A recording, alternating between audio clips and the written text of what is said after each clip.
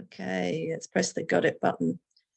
Right. Well, apologies everybody for the hold up there, but I'm guessing as parents of young people with additional needs, we're used to life not going quite to plan and facing challenges. So this morning was just one of those minor ones.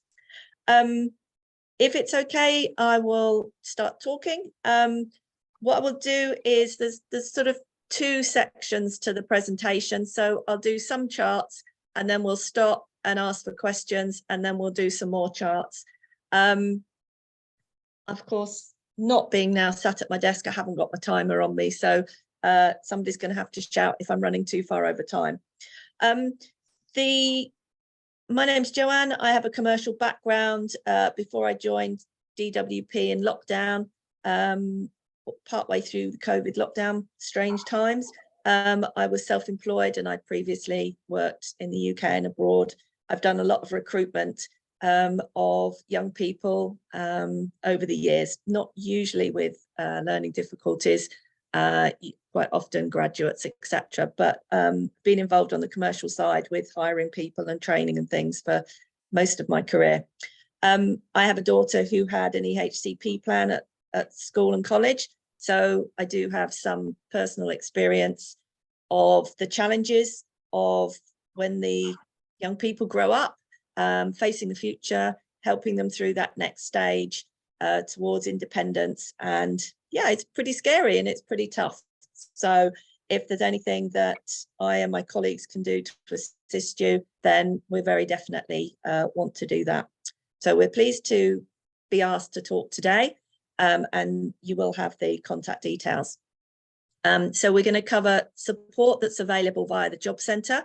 There may be some of you who are familiar with the Job Centre, either in Mitcham or in the Sutton Wallington office. We also, if not, there may be some of you that are not familiar with the office, and we would like to welcome you there and let you know what's available. We're going to talk about disability confident employers. I'm going to talk about reasonable adjustments, and then I'm going to take a break for questions because that's quite a lot of information. And then I'm going to talk about access to work and health adjustment passports. So if that's okay, we'll start with the first section. Next chart, please. Okay, so in the Job Centre, you'll find what we call the front of house staff. So they're the staff at the entrance. There'll be a security guard, and most of our security guards are really regular members of staff and really valued members of the team. So the security guards are there, and also there is the front of house staff, and they deal with any walk-in inquiries. They have less of a diary of their own appointments, and so they have availability to deal with customers who turn up and have inquiries. It's obviously always better to have an appointment because then you know there's definitely somebody waiting for you and they'll hopefully have what you need available. But there is the opportunity to turn up without an appointment if you're just needing to come and find out some information. Then the work coaches are the people whose job it is to support and advise the young people into work. So they have regular appointments depending on individual circumstances. If it's somebody who is ready to work and looking for work actively, they'll have appointments maybe every couple of weeks. And those appointments are to give them support and advice. If there's any particular employers that have asked us for staff, they can be matched directly with the customer, or it might just be to give the customer some support in terms of training courses, or we try to signpost and help in terms of getting somebody in housing to help, or somebody that deals with debt problems to help, or somebody that deals with domestic violence or care leavers or whatever. So the work coaches can signpost. And then those people have lots of customers. They'll have hundreds of people on their list, and they have 10-minute appointments quite often, sometimes 20 minutes with the customers. So if somebody needs more time, then they'll be referred to a disability employment advisor. So that's myself and my colleagues. So we give additional support, and we only work with customers who have disabilities and health conditions, and only customers that want that additional help. If people don't want help, they don't want to engage, then there is no obligation to work with us. What I would suggest looking forward, if your young people have what you would consider difficulties that make them vulnerable, please get that put onto their account. Make sure you declare on the, if they have an account, declare on the account any mental health, neurodiversity, learning difficulties, etc. Then they can be flagged as a vulnerable customer. Because one day we as parents are not going to be there to help out our young people, and we want to make sure that they've got that extra level of protection and that extra level of support in case they might forget their appointments, they might not fill out the right paperwork, and they might get, they might not meet all the rules and the requirements by accident. And we need to make sure that their needs, their vulnerability is recorded on the system. And sometimes people are hesitant to record their mental health concerns or their learning difficulties or something like that. And we can't give that extra protection if we don't know about it. So that's one thing that I've learned since having this job, is that there is a huge amount of protection and support available for people. And I just wanted to share that with you. There's a contact email address there, and obviously Tracy and the team have our contact email address. Personally, I'm based at the Sutton office, which is in Wallington, just to confuse you. But there is an office at Merton at the Grange and in Mitcham opposite Vestry Hall, well, diagonally opposite Vestry Hall. And I'm guessing those would be your local offices. Right, next slide. The PIP, in addition to universal credit, is the monthly payment that's for people who are either on a low income, they might just be perhaps working 10 hours a week, or they may be on minimum wage and it's not enough to keep them going, if they're job hunting or if they're unable to work. So universal credit is there to help people. It's a payment. In addition, that's benefits. In addition, and there's things like ESA and JSA. They mentioned that for completeness, but that probably won't apply to your young people. There is, in addition, as you're probably aware, disability living allowance, which is for most people being changed over to PIP, personal independent payment. Now that's not considered benefits. That's because it's a payment to cover some of the extra costs of having a disability or a health condition. It doesn't cover all the costs, we know that, we all know that, but it is a contribution to it. So if, for example, the person means that they have difficulty doing everyday tasks, so they need to have a support worker, or they need some sort of additional cost for that. If people have incontinence problems and it's going to cost them a lot extra to do washing.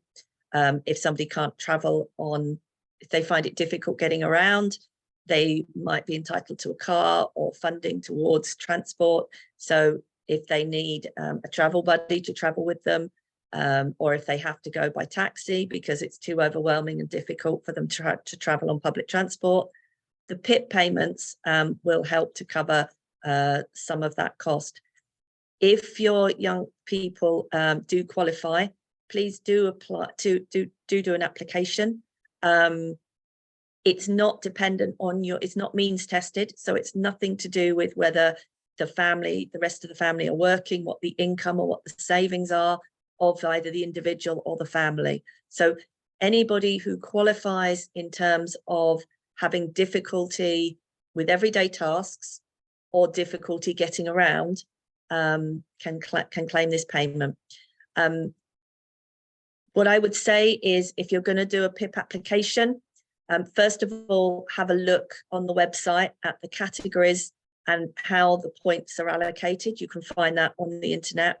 There is obviously the government website, which we direct you to, but there are other websites as well. Other charities and organisations will give you advice on how to fill out the forms, on how many points you score for each individual category. Have a look.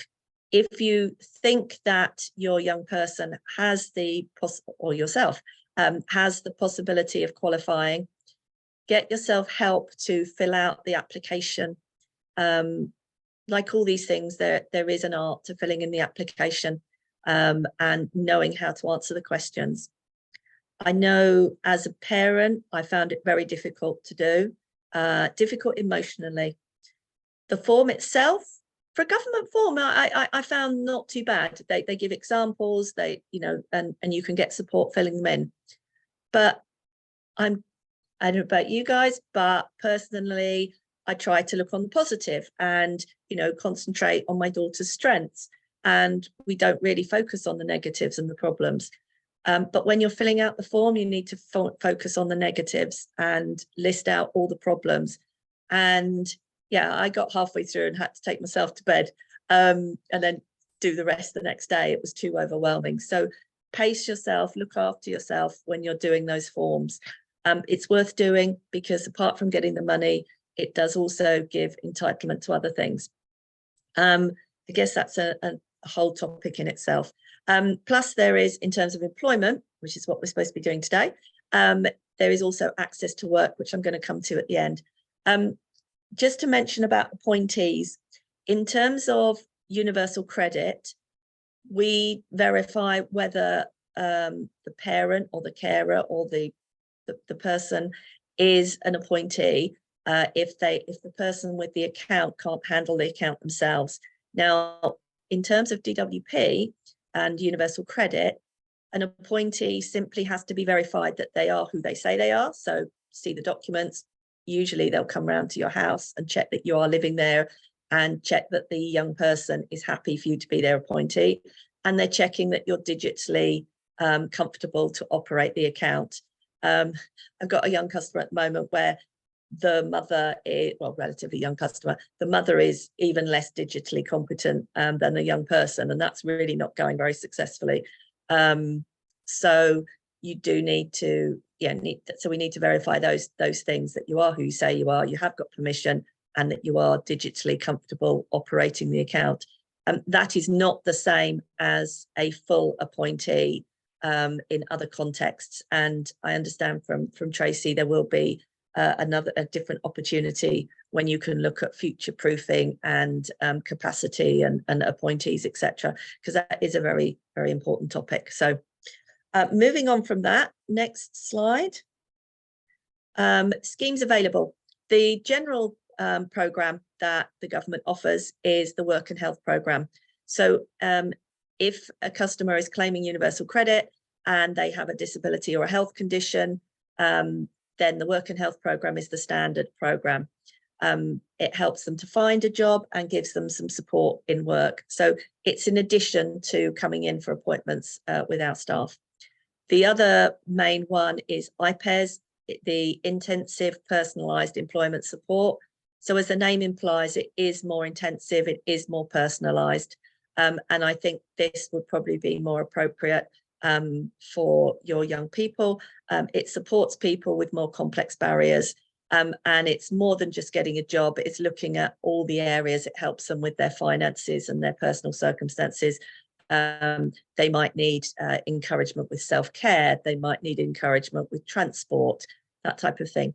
In addition, these are the two main schemes. In addition to that, we have additional support schemes for people, perhaps if they're on, if they're neurodivergent, if they're higher on the autism spectrum, if they have mental health difficulties, if there's addiction. There's different specialists for different circumstances.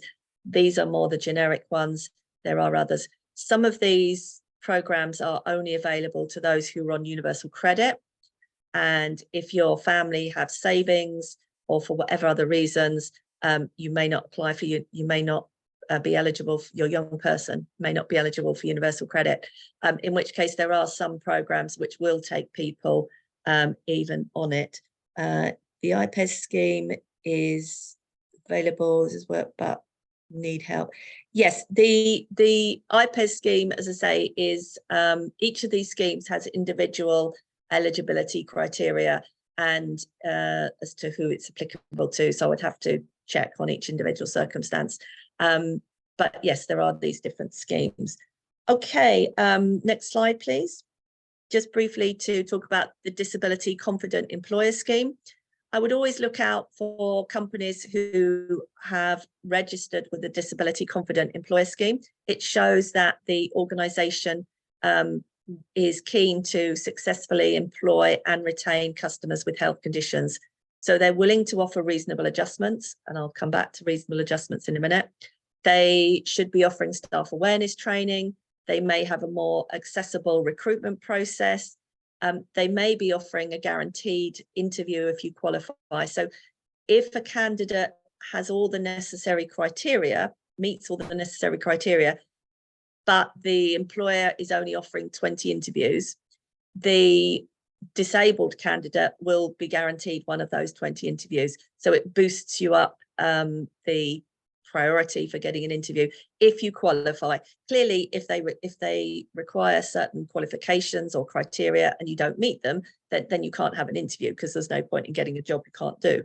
But if you meet the criteria, you just get bumped up the list for having an interview. So it can be an advantage to declare, but you may choose not to declare. Unless it's a health and safety issue, then it's not essential to declare. There's advantages and disadvantages. We are trained to encourage people to declare because we are trained to believe that if a company registers for Disability Confident Employment Scheme, they will do the honourable thing and they will do all these things. My personal life experience makes me question that, because it comes down to individuals, and you can have a company who is in, one of the big companies who is registered with the scheme, and you can have an individual manager in that store who isn't a very pleasant individual and treats somebody badly. So I think it's a personal choice. I would not necessarily have advised my daughter to declare. She chose to declare. It then becomes, if you haven't declared your learning difficulty, your neurodiversity, whatever, if that then becomes an issue and you need help because of that, if you haven't declared it, you can't really ask for the help. So when my daughter has to take ADHD medication at certain times of day, she got into some problems when the hours changed and the lunch breaks changed, and her tablets had worn off by the time she got to take them very late in the day, and that was causing her concentration problems. And luckily she had declared, because when she got into some trouble, she was able to explain that that was probably because her medication had worn off and she'd lost concentration. And so what they've been able to put into place is that even if she's got the very latest lunch break, she's allowed a quick 5-minute break at 12 o'clock to go and take her tablet very quickly. As long as she doesn't, mess about, she just takes the tablet and goes back to work, then it's fine. So if she'd have taken my advice and not declared, I don't think she would have got away with that excuse, and she could possibly have been facing a disciplinary for her loss of concentration and the mistake that she made. So there are advantages and disadvantages to declaring. When I present directly to the young people, I also mentioned that getting the right medical support and the self-management is also vital. It's important that the young people get to bed on time, they drink plenty of water, all the nutrition, all the things that us as mums and dads have always been telling our young people. Just because you have a health condition or disability and neurodiversity, that's not an excuse necessarily for being late for work. If you haven't gone to bed on time and you haven't got up on time. So it's a balance between being clear about their disability, their additional needs, but also taking personal responsibility for their own health and their own timekeeping, etc.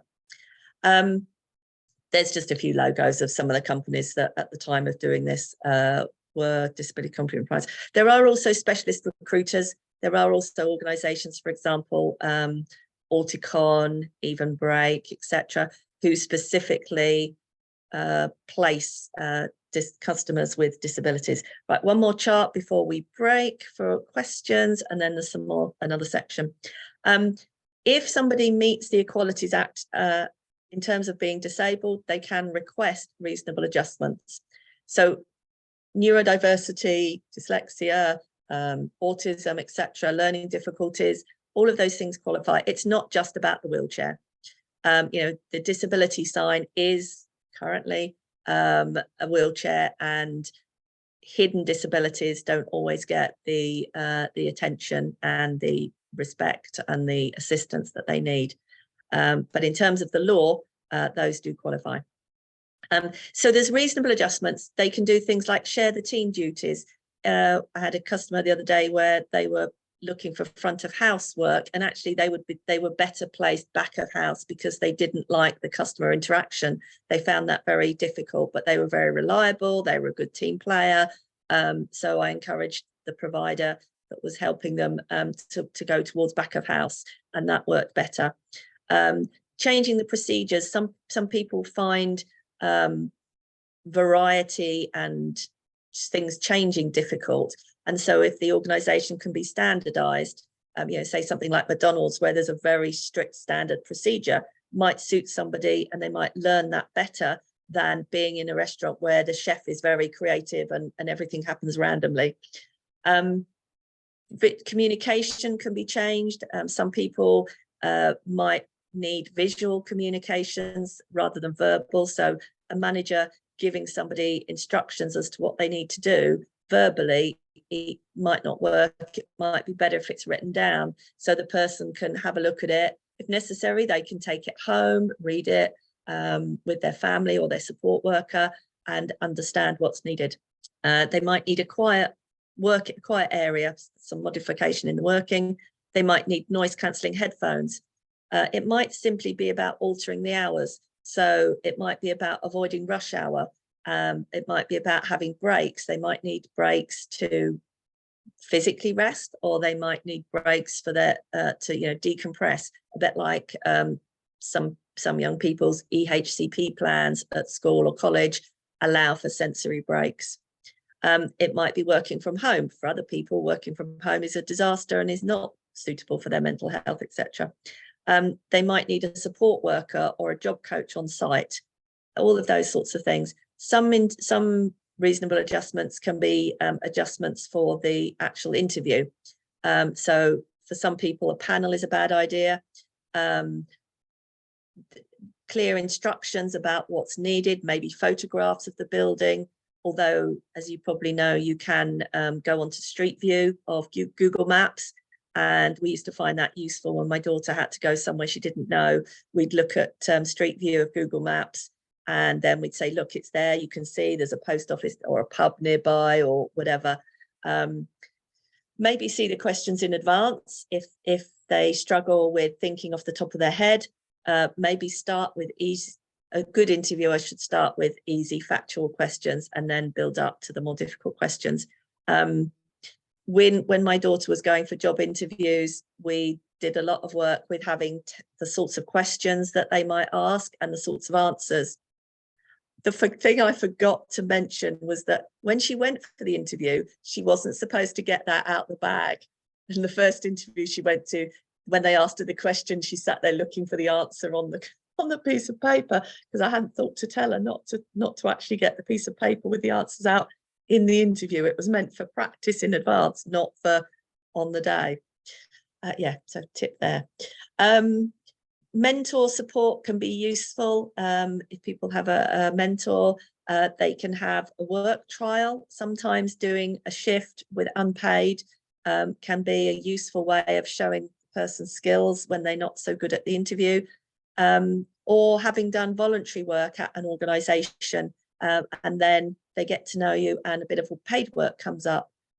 Mock interviews also give useful practice. Hopefully, if they've done employability skills at college or school, they'll have done that. If not, various organisations such as ourselves and NCS, which is National Careers Service, or even friends and family of yours could do interview practice. It's a good idea for them to have an interview practice with somebody they don't know.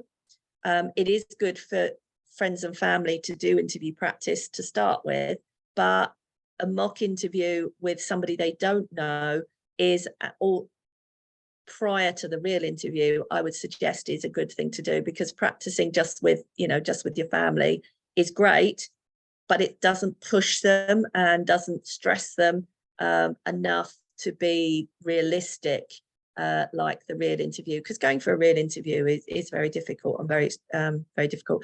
The way we did it was we prioritized the jobs that she was applying for, and she went for the ones that we didn't really want because they were horrible journeys. And she messed those up, and that was good learning practice. So by the time she got the interview, the interview came for the one that was the best one, she got that one. So that was a tip that we, right. Do we want to stop the recording and ask if there's any questions on this section, and then I'll whiz through access to work and health adjustment passport.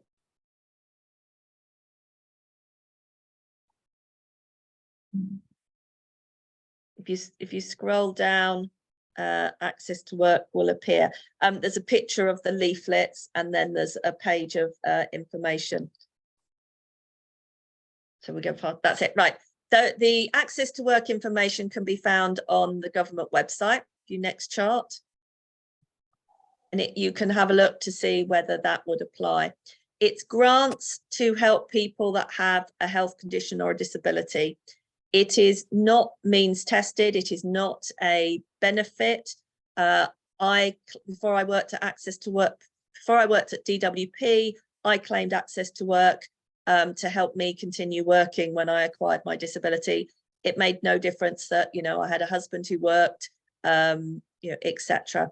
It provides practical support to help people overcome the barriers. So that might be noise cancelling headphones. That might be a travel buddy to help travel on the train.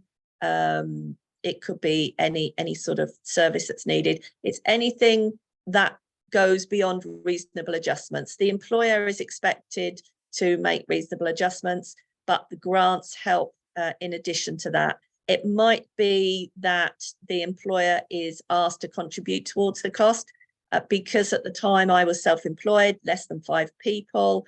I got 100% funding for the things I needed. But if the company was a big global company, they would have been expected to pay for most of the adaptations and the equipment. It tends to be thought of in terms of people with physical disabilities. A lot of employers are aware that their employees can claim access to work for physical disabilities, but not everybody is aware that it covers mental health and neurodiversity. Again, the hidden disabilities tend to be less well known. And you can apply online in similar to any of the government funding. So if we show the next slide. There is something called a health adjustment passport. Now, again, this is available on the government website. So let's move on to the next slide. It's the way I describe it is that it's an adult version of an EHCP plan.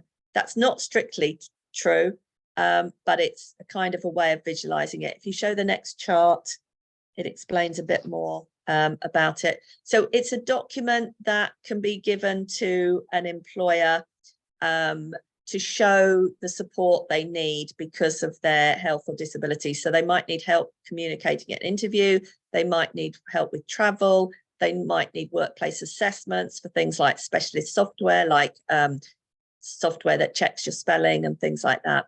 They might need a support worker.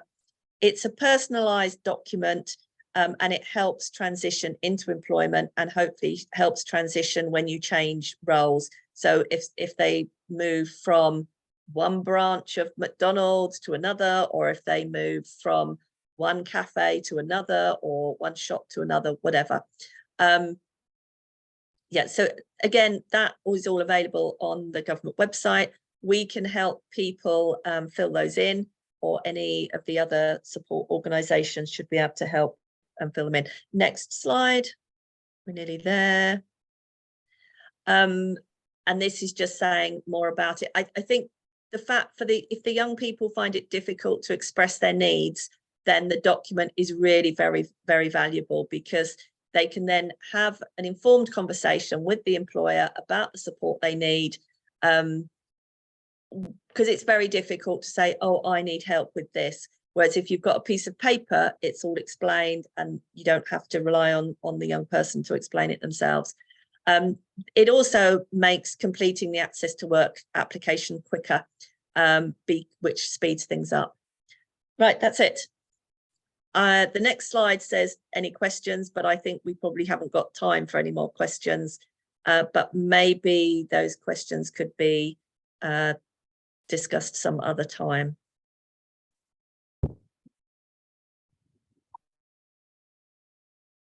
Good morning, everybody. I'm Daniela from Merton Employment Team.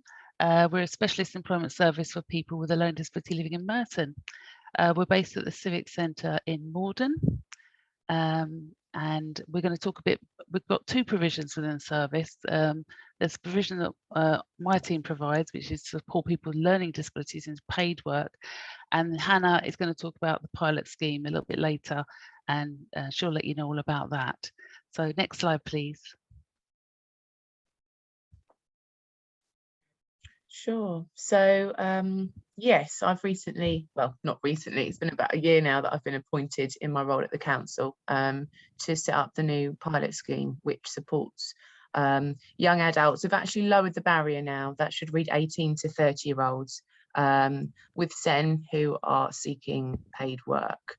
The only catch with this really is that they must live sort of within the Merton Borough, and also that they must have a past or present EHCP plan. So yes, next slide. So as I was saying, there's two provisions within Merton Employment Team. So I'm just going to talk about my team's provision now for a little while. So I work in a team of 3. So we're quite a small team, the Civic Centre. Our referrals can come from the learning disability team, which is on the 4th floor of the Civic Centre. That's a social work team, but they're multidisciplinary team actually. So it could be psychologists and other professionals in that team as well. We also get our referrals from colleges, from training providers, and also from DEAs at the job centre. And we currently work with a couple of DEAs based at Mitcham and Morden, the Grange. We've had some referrals from those DEAs recently. Next slide, please. So the people we're supporting in our team have a learning disability and live in Merton. They need to be seeking paid work. So when we meet our customers for the first time, we will fill out a form. We always encourage them to bring someone with them, a parent or carer, or somebody who knows them really well to support them at this initial interview meeting. In this meeting, we take some details, contact details, and we discuss the type of work the person is looking for. We also look at benefits they're on. We look at interests and hobbies. Basically, we get to know our job seekers very well over a number of weeks, and we arrange regular meetings with them, so in order to get to know them. One of the things we will do quite soon is we'll try and get the bones of a CV. Someone may not have a CV, which is a curriculum vitae, which shows work history. It will show past college placements, education, training, and interests, for example. So we will get to know them and help them create a CV. If they have a CV, we'll help enhance the CV for them. It's one of those documents that's always going to be changing depending on their work experience. The other thing we do, once we've got a CV, it may be a simple CV. If someone comes to us and they've just left college, they may only have 2-week work placement at college. We will try and get them a work placement if they haven't got enough work experience on their CV. So we'll look for a work placement somewhere that will match their skills. So if they want to work somewhere quiet, we would try and look for a location that is quiet. They may want to work back of house as opposed to front of house. So in retail, for example, we have placements in a lot of the charity shops because they are always looking for volunteers, and we find it's quite a good place to start because someone may only want to volunteer for 2 hours a week to start with. So it's quite nice if they can choose the hours they feel comfortable with. So we have quite good links to charity shops for retail placements. That's in Merton. We have quite a good links with in most areas of Merton. We'll also after finding a work placement, we'll monitor them at the work placement. We'll regularly visit, we'll check on their progress.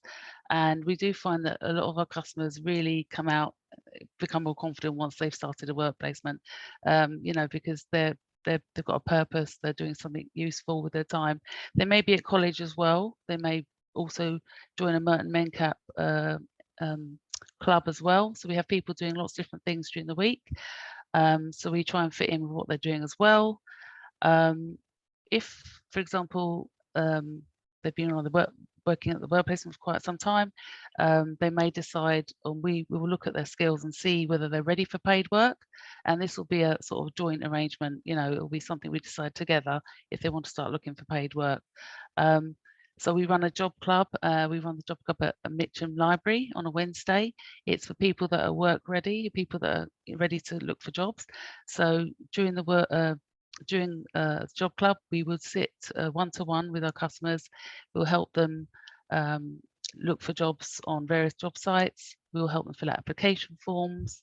We'll help them with assessments that are needed on these job application forms. It can take over an hour sometimes to fill out a job application form if it's done properly.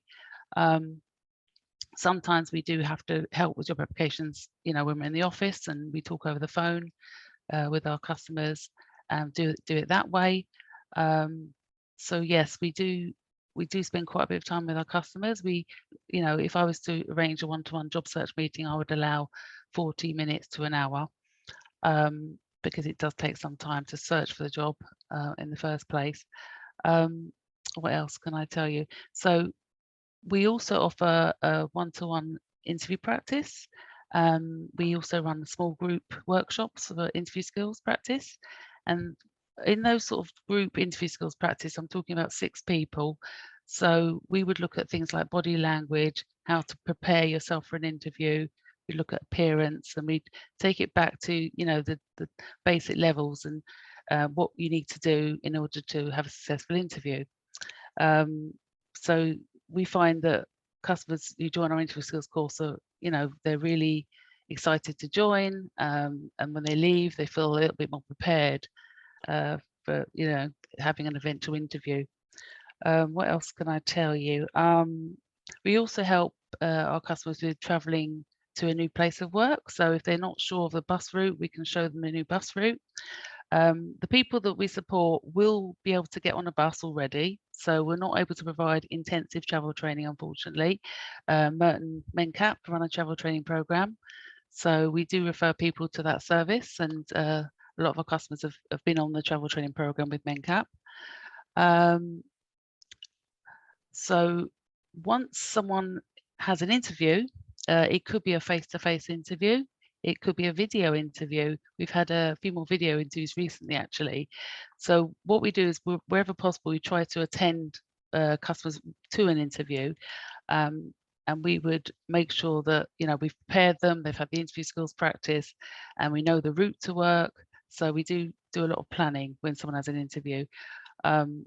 So as I say, sometimes they can be face-to-face. If we go to a face-to-face interview, sometimes the questions can be a little bit tricky. So I would be there to help rephrase questions, make sure they understand what they're being asked, and to help them find out more about the role, so we can make a decision about whether the role is right for them. I think, yeah, and just the last thing I want to say is, once we manage to get people into work, we will then offer some follow-up support visits. At the beginning, we'll make sure that they're settled and they have a contact person or a buddy that they can work alongside. We do ask for reasonable adjustments. That's a big part of our role. We ask for reasonable adjustments at interview, and we also ask for reasonable adjustments in the workplace. Some employers are really great, and they completely understand reasonable adjustments, and that is part of their requirement, that they should be providing reasonable adjustments for people with disabilities. And others need a bit more, you know, need to sort of, we're almost in teaching them really that, you know, this is what we require. So some employers are more helpful than others, I'd say. So I think that's about it for, you know, how we support our job seekers. I probably left something out, but I'm sure I'll get some questions later. So I'll pass on to Hannah now. Sure. So I just, onto the next slide for me. Thank you. So very similar to what Daniela said, really. The pilot scheme focuses on just a slightly wider range of disabilities, really. We get referrals from, you know, the job centres. We've had quite a good connection with the disability advisors, MenCat, parents. You know, we've done transition evenings at colleges and stuff like that. So we're all over and trying to get as many people as we can onto the programme to help them in the first 20 months. I just wanted to speak of the kind of work placements that we have been involved with. There's some placements on here which haven't yet been put on there because they're fairly recent. So depending on what sort of skill set our clients have, will obviously depend on which areas of work we look to try to get them into. Some of our work placement settings, so these are more the jobs which are voluntary. So if someone hasn't got any work experience, it's really nice for us to try to get them some before completely landing them in the world of work. It really helps them to actually get that paid job after they've done a work placement. So a couple of those involve cafe work. We've done quite a lot of work at Morden Hall Park. We've got some people in the cafes over there. General shop work. We've got quite a lot of children from different school settings who have already had great work placement opportunities within their schools, working in various shops and snack shops and things for the teachers and the rest of the children to buy. So little things like that really help us to try to get people into work straight away. We've also got gardening, social media type work, and the community fridge. With our social media work, we have a partnership with a place called Go To Games. Particularly with the pilot scheme, I like to work with people, you know, if they've got any specific interests in IT, and a lot of the young males we tend to find are interested in gaming and things like that. So this is a really good way to show them what kind of work is available if they're open to that kind of stuff. Just wanted to list a couple of our employers that we've worked with before. So that includes places like the Royal Mail. Most of the supermarkets we have a good working relationship with. So that's Morrisons, Sainsbury's. We've got the Lidls. I've placed people in Tesco's and places like Asda as well. Amazon, the Merton schools. So I recently got one of my gentlemen into work at St John Fisher Primary School. From partnerships like Project Search, who have helped me with things like that. Primark's always a good one because we have a Primark in most local boroughs, so we've been able to get people various work in there as well. Merton Council, I certainly know that Daniela was managed to open up an opportunity upstairs for minimal hours for someone to work in the finance department, which is incredible. We're also doing quite a lot of work at the moment with internships to try to open up some local placements with the council. I won't go into too much detail of that because that's not quite on board yet, but that's to come. And also, as I said before, your Tesco and your Waitrose. We like to work a lot with the charity shops. So volunteering is fantastic, you know, in the libraries, charity shops, local places where they're going to have people to be able to support them there as well. In the pilot scheme, I know that I know Daniela does. I offer quite a lot of in-work support. So until really that client feels comfortable within their workplace setting is when I would sort of leave them to it and only check in every couple of weeks to see how they're doing. So we like to make sure that they're comfortable and they're going to fit into the surroundings of the work placements. Okay, next page. Yeah, so I just wanted to talk about one of our success stories. We had a chap who had volunteered for a lot of his life. He'd never had a paid job, and he was coming to see us, and we managed to get him some work placements as well. He was very, very hardworking. He didn't want to sit at home. He wanted to get out and do something every single day. So he had lots of different work placements, mostly in cafes. So we helped him build his CV. We made sure, he was happy at his placements and he was learning real skills for work, and not just turning up and doing a little bit, cleaning. So making sure that he knew what he was building up work skills, which would be really important later on. So we proceeded to start job searching with him because we felt he was quite job ready. He was able to travel independently. He was happy to work in Merton or surrounding boroughs. He was on a particular benefit called ES.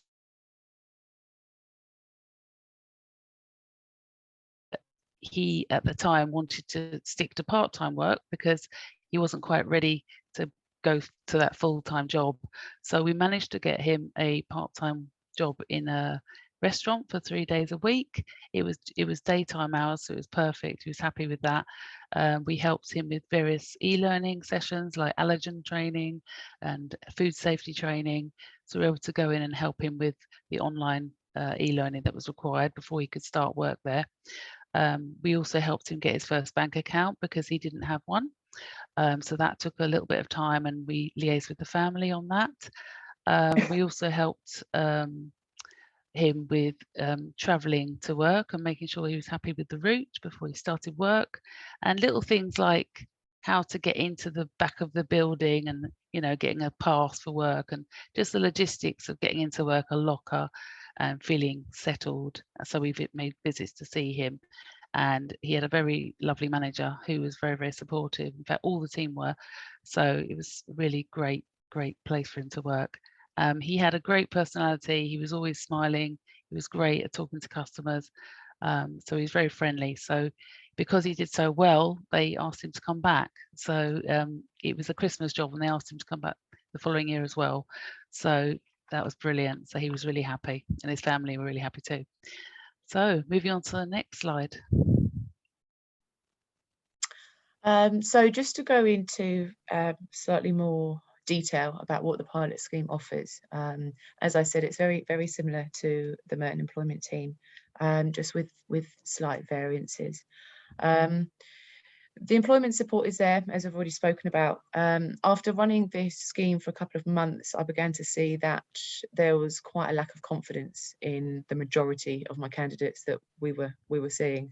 So we've put together a confidence building course with to be presented at Morden College by Richmond and Community College. Sorry, I'm just trying to get my names right. That's been very successful. You'll probably find that majority of the people that took part in that, we're halfway through our second cohort, but for the first one, 4 out of 7 people that attended that are all now in paid work. I'm just having a quick look at this question that's popped up quickly about the lead times, which is something I can include in this as well. So lead times at the moment really depends how busy we are, how many influxes of referrals we get at one time. I'm looking to take on candidates now. I think I've got about 3 people that we're waiting to contact to try to get them on board. But I would say 3 out of 5 of my candidates that I try to get on board, they're not successful in getting onto the pilot scheme, either because they've got college full time or they've got various, they might already be in paid work. So we're looking to take on people now, as I say. We have got a small team going. We've hired 2 new people to come and help me with this. So we are looking to open caseloads slightly more. So we are looking to take on referrals. The most you'll probably be waiting to be seen is a month, up to a month really. But it of course depends on how quickly we can get people into work to open up our schedules to take more people on. So yes, back to the list. We've got the wellbeing options there as well. So I tried to introduce a counsellor on the programme. We use a company called Off the Record. They've proven to be very successful with the type of support that my clients need, because we have quite a lot of younger people on the programme. They're more into speaking via their mobile phone or by WhatsApp or text rather than face-to-face. That can be quite daunting for someone. So that option's there as well. We're not looking to completely, run a health program as such, but we definitely can provide the right information in order to get help for these various things before getting people into work. As Daniela said before, yes, we do various travel to work schemes depending on what the client needs. We've got a couple of people on our books at the moment that aren't comfortable to travel around on the buses or trains, so we do have availability to go and pick them up in our vehicles and bring them to the civic centre as long as they're local. Obviously, depending on people's diaries and things like that, it's not always possible, but we do try to make it an option. We're incredibly flexible, really, which is what I'm trying to get at. I know that working with people with disabilities isn't always, you know, it's not always going to fit into your diary as a parent or a carer, because you've got work, you've got other sort of commitments. So we'll try to work around those with you to make sure that we can see our clients as much as possible. Again, we do have placement opportunities, voluntary and paid. I've been working with places like Wimbledon. We've been even offered 3 jobs for the Wimbledon Championships, which was great because we had 3 people to attend. So that was very successful for us. I won't give you all my clients' names because we'd be here a long time. But that's just, you know, a few examples of the people we've worked with and who we can work with. Another example is the leisure centres have been looking at different types of general assistance. There's been some lifeguarding roles if people are up to doing that kind of thing. As I say, the roles are really varied because we need to be able to advertise them to people that are going to be successful in them.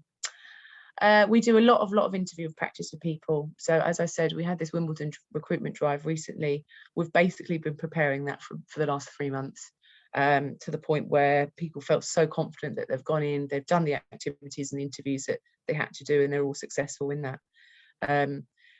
Our interview techniques can be quite varied. I like to try to push boundaries and look at things slightly outside the box, because, you know, doing your average sort of interview skill practice with people might not necessarily be the best way to train people. So we'll always look at to see how people learn best and try to plan our days around using those skills. Better off calculations, I've just really included that because I like people to be aware of the benefits that are on offer and how that affects how much time they can work. So we include that a little bit, depending if people are really, you know, really want to know about the benefits. It's not necessarily a benefits talk or a benefits introduction. It's more to just talk about how many hours that they are allowed to work on each particular benefit, and to just make sure that our clients aren't going to be losing money once we get them into work. Yes, classes to improve various skill sets. So as I said, one of those examples is the confidence course. We've got various money sort of management courses as well, things like that we've picked up on which clients aren't particularly comfortable with. Really, it's anything that they're struggling with. You know, if there's a barrier of some sort that I can identify that we can break down before getting them into work, that's what we'll do. Because if you don't break down those barriers and they do get into work, often find that they're struggling with those barriers still. So yeah, tailored and in-work support. So as I've mentioned before, I will work with someone really up into the 3-month mark once we find them a position and once we settle them into work.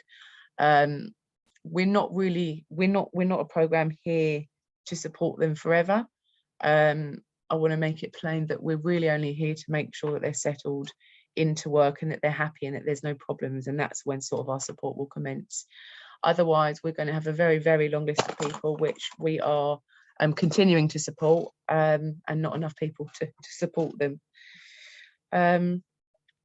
I think I've mentioned everything that I need to there. As I said, I'm sure there's things which we haven't covered, but that's the base of it really. Okay, next slide. Yeah, sorry, Daniela, you're on mute, love.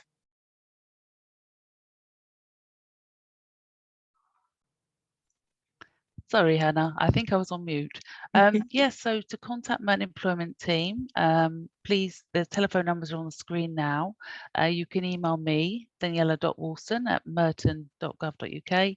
There's also my colleagues' emails there as well. And for the pilot programme, the telephone numbers are on the screen now, and there's Hannah's email there at the bottom too. So I'll let you keep that slide on perhaps for a little while if you want to make any notes of it.